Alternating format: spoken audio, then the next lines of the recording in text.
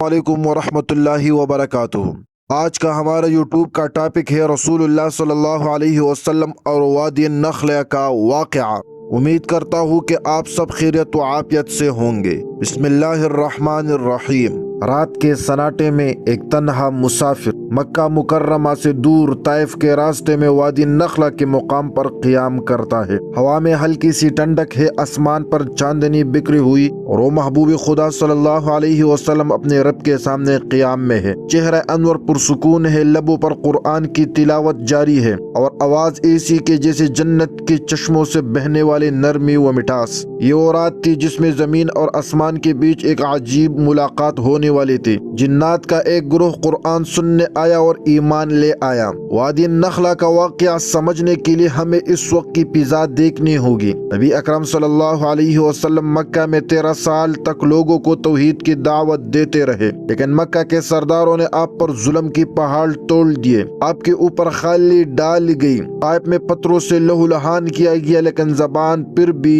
یہی دعا تھی، اللہم اہد قومی فانہم لا یعلمون۔ اللہ میرے قوم کو ہدایت دے، وہ نہیں جانتے۔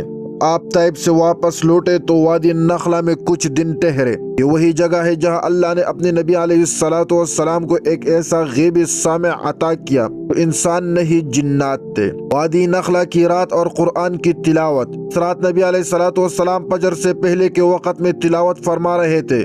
جنات جو نصیباً شام کے قریب ایک مقام کی طرف جا رہے تھے، اچانک آپ صلی اللہ علیہ وسلم کی آواز سن کر رک گئے۔ قرآن کہتا ہے قل اوحی الی انہ استمع نفر من الجن قالوا انا سمعنا قرآنا عجبا۔ یہ طرف وحی کی گئی ہے کہ جنات کی ایک گروہ نے سنا اور کہا ایک عجیب قرآن سنا ہے۔ حیران رہ گئے ایسے کلام کے وہ عادی نہیں تھے، شاعر تھے نہ جادو نہ انسانوں کی بات، یہ تو خالق کائنات کا کلام تھا، سیدھا دلوں کو روشن کر رہا تھا۔ جنات کا آپس میں کہنا چپ ہو جاؤ قرآن میں آتا ہے، اما حضروہ قال انصتوا، اس کے پاس آئے تو کہنے لگے خاموش ہو جاؤ۔ الفاظ اس بات کا اعلان ہے کہ جنات نے قرآن کو انتہائی ادب سے سنا، انہوں نے آپس میں شور نہیں مچایا، باتیں نہیں کی، بلکہ خاموش ہو گئے کہ دل قرآن کے نور سے بھر گئے۔ ایک ایک آیت ان کے اندر ایمان کی چنگاری جلا رہی تھی۔ جب تلاوت ختم ہوئی تو وہ جنات ایمان سے لبریز دلوں کے ساتھ واپس لوٹ گئے۔ جنات کا ایمان لانا، وہ کہتے تھے انا سمعنا قرآنا عجبا یہدی الی الرشد فآمنا بہ، ایک عجیب قرآن سنا جو سیدھی راہ دکھاتا ہے، پس ہم اس پر ایمان لے آئے۔ انہوں نے کوئی معجزہ مانگا نہ دلیل کی ضد کی، پس قرآن سنا اور دل مومن بن گئی۔ یہ خیرت کی بات ہے کہ وہ مخلوق جسے ہم غیبی کہتے ہیں، نبی علیہ السلام پر ایمان لانے میں ذرا تاخیر نہیں کی۔ آج انسان جو قرآن کو اپنے ہاتھوں میں رکھتا ہے پھر بھی غفلت میں ڈوبا ہوا ہے۔ جنات کا اپنے قوم کو دعوت دینا۔ لانے کے بعد وہ جنات اپنے قوم کے پاس واپس گئے اور قرآن کہتا ہے فلما قضی ولوا الی قومہم منذرین، قرآن کی تلاوت ختم ہوئی تو وہ اپنی قوم کے پاس واپس گئے اور انہیں ڈر سنانے والے بن گئے۔ وہ صرف خود مومن نہیں بنے بلکہ داعی اسلام بن کر واپس گئے۔ اپنے قوم سے کہا یا قومنا اجیبوا داعی اللہ وآمنوا بہ، تو پہلے مبلغ تھے جنہوں نے نبی علیہ السلام کا پیغام اپنی دنیا تک پہنچایا۔ اللہ نے انہیں وہی ذمہ داری دی جو نبیوں کو دی جاتی تھی، دعوت، ہدایت اور حق کی گواہی۔ سورۃ جن کا نزول۔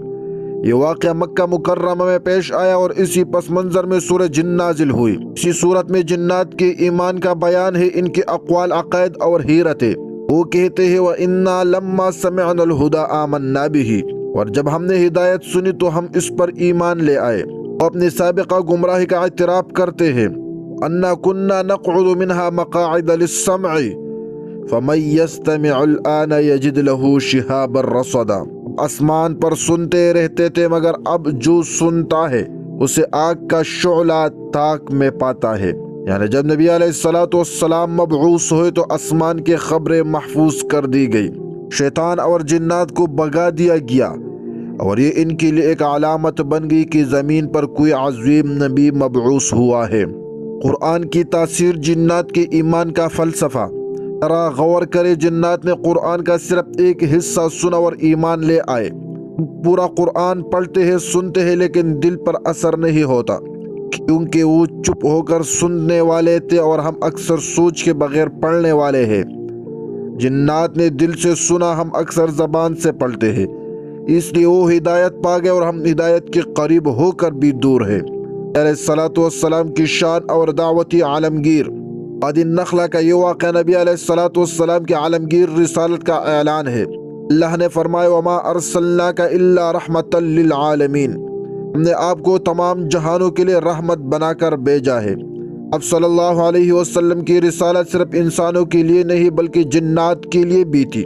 یہی وجہ ہے کہ جنات ایک وفد باقاعدہ نبی علیہ الصلاۃ والسلام کی خدمت میں آیا، انہوں نے اسلام قبول کیا اور آپ نے ان کو تعلیم دی۔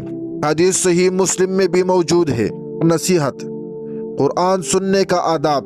جنات نے کہا انصتو یعنی خاموش ہو جاؤ، یہی ادب ہمیں بھی سکھایا گیا۔ قرآن کی تاثیر اگر جنات جیسے مخلوق ایمان لا سکتے ہیں تو انسان کیوں نہیں؟ اب دین کی ذمہ داری ایمان لانے کے بعد جنات اپنے قوم کی داعی بن گئے۔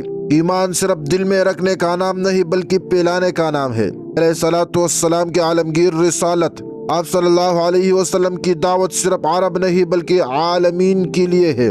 آج بھی قرآن وہی ہے، آواز وہی، الفاظ وہی، پیغام وہی، بدلا ہے تو صرف سننے والا دل۔ اس دل میں ایمان کے چنگارے ہو وہی قرآن سے روشنی پاتا ہے، ورنہ وہی الفاظ جو جنات کو ایمان دے گئے ہمیں صرف تلاوت کا ثواب دے کر چھوڑ دیتے ہیں۔ یہ آج ہم عہد کرے کہ ہم قرآن کو صرف پڑھنے نہیں، سنتے نہیں، سمجھنے اور عمل کرنے کے لیے کھولیں گے۔ ہم بھی ان جنات کی طرح کہیں گے فآمنا بہ ولن نشرک بربنا احدا۔ یا اللہ ہمیں قرآن کی روشنی عطا فرما، ہمارے دلوں کو جنات کی طرح ایمان کی حرارت دے اور ہمیں اپنے نبی کے نقش قدم پر چلنے والا دے۔ آمین یا رب العالمین۔